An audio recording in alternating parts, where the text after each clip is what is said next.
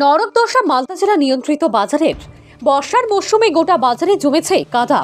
গত কয়েকদিন ধরে পরিত্যক্ত খবরের কাগজ ও অন্যান্য আবর্জনা মিলেমিশে বৃষ্টির জলে তৈরি হয়েছে কাদা। এতটাই কাদা জমেছে যে ব্যবসায়ীদের চলাচল করাটাই দুষ্কর হয়ে দাঁড়িয়েছে। পায়ে হেঁটে ওই কাদার উপর দিয়ে কেনাবেচা করতে পারছেন না আমসহ অন্যান্য ফল বিক্রেতারা।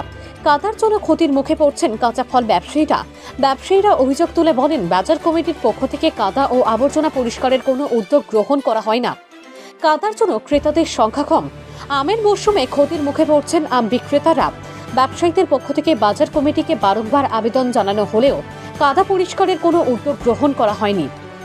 মার্কেট কমিটি পরিষ্কার করার জন্য ইতিমধ্যে টেন্ডার শুরু করেছে। মার্কেট কমিটি পৌরসভার সহযোগিতা চাইলে আমরা করব, জানালেন ইংলিশ বাজার পৌরসভার চেয়ারম্যান কৃষ্ণেন্দু নারায়ণ চৌধুরী।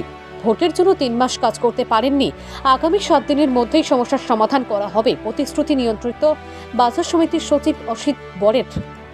যিনি সেক্রেটারি আছেন বা আমাদের আধিকারিকরা আছেন, তারা এটা একটা সিদ্ধান্ত নিয়েছে, একটা টেন্ডার ফ্লোট করেছে এটাকে ক্লিন করার জন্য। আমার মনে হয় আমাদের মিউনিসিপ্যালিটি হেল্প চাইলে আমরা সবসময় মিউনিসিপ্যালিটিকে হেল্প করবো। এটা তো মিউনিসিপ্যালিটি এরিয়ার মধ্যে পড়ছে, আমরা হেল্প করতে রাজি আছি। এখন তো বর্ষার সময়, বর্ষার সময় তো আমরা পালিয়ে যাই না, আমরা বর্ষার সময় কাজ করি। গতবার দেখেছেন তো, প্রবল বর্ষণের মধ্যেও আমরা ঘুরে বেরিয়েছি, কাজ করেছি, জল বের করেছি। দাদা এখানে হাজার হাজার ব্যবসায়ী ব্যবসা করেন, কিন্তু এখন যে চোখের সামনে দেখা যাচ্ছে পুরো আবর্জনা ধরা। এটার তো একটা টেন্ডার প্রসেস হয়েছে, যার জন্য যা যা করার আমরা দেখছি।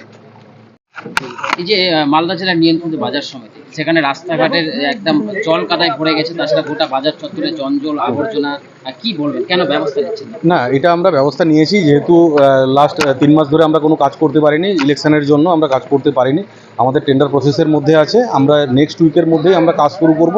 থরো ক্লিনিং হবে, এটা পিরিয়ডিক ক্লিনিং চলবে মার্কেটের মধ্যে, যাতে করে ইন ফিউচার আর কোনোভাবে কোনো প্রবলেম না হয়।